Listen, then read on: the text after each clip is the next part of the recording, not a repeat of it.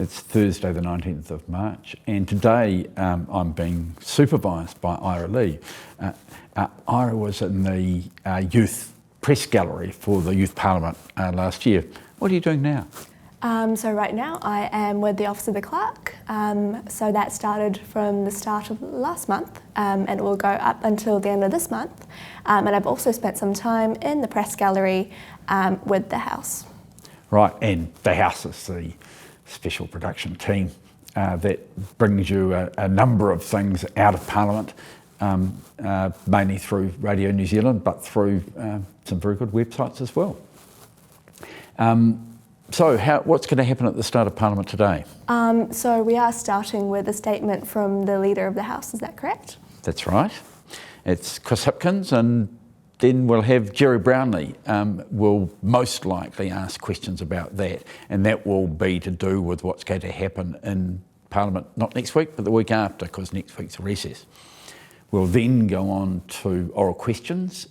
Willow Jean Prime to the Minister of Health about COVID-19.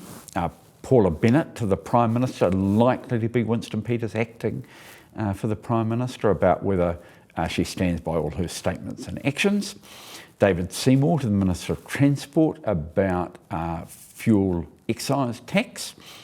Greg O'Connor to the Minister of Police about the police's role in responding to COVID-19. Paul Goldsmith has a question to the Minister of Finance asking for the assumptions related to the $5.1 billion cost of the wage subsidy scheme. Michael Woodhouse, the Minister of Health, about the number of COVID-19 testing kits. Ginny Anderson to the Minister of Customs about broader restrictions around COVID-19. Dr. Shane Reti, the Minister of Health, about respiratory ventilators, which are necessary in the event of widespread COVID-19. Nikki Kay to the Minister of Education about the education system, keeping it safe. Maribel Davidson to the Minister of Social Development about support for people in need around the impacts of COVID-19. Simon O'Connor to the Minister of Customs, again about COVID-19. And Melissa Lee to the Minister for Ethnic Communities about whether she stands by all her actions and policies. We'll then go on to government notice motion. And I was going to just ask a couple of questions about that. So it seems there's a lot of COVID-19 themed questions as well. So what is this notice of motion?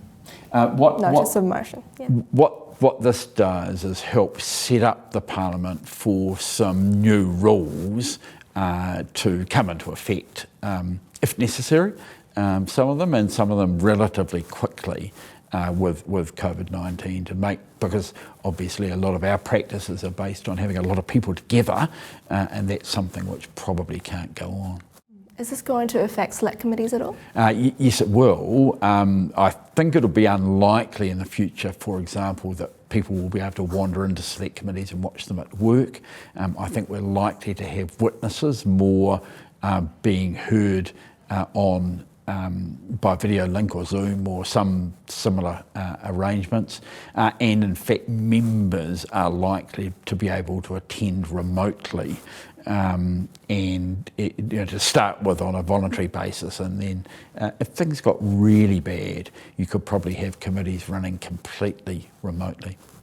And how about the sittings of the House? Will that affect how the public can watch that? Well, I think that fairly soon we'll get to the point where it's not appropriate to have visitors in Parliament to watch. Obviously people can watch it online on the Parliament TV channel, so it's not like the old days where if you didn't have people in the gallery you'd be accused of doing things in secret, so it'll all be absolutely public.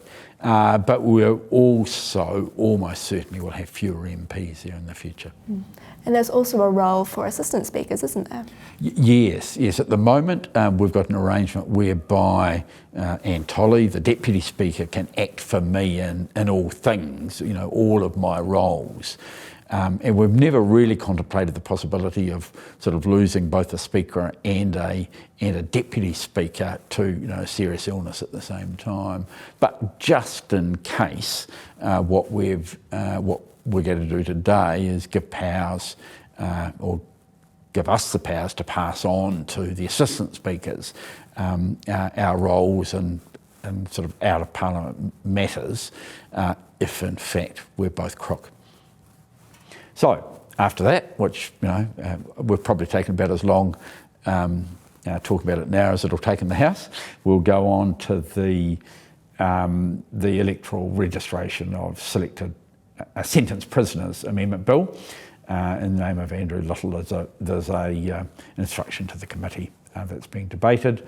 Then the Regulatory Systems Transport Amendment Bill, the first reading in Phil Twyford's name, and Organic Products Bill, first reading Damien O'Connor's name. And that's probably where we'll end up the day today. Next week is a recess week, so we will be back in about 10 days' time.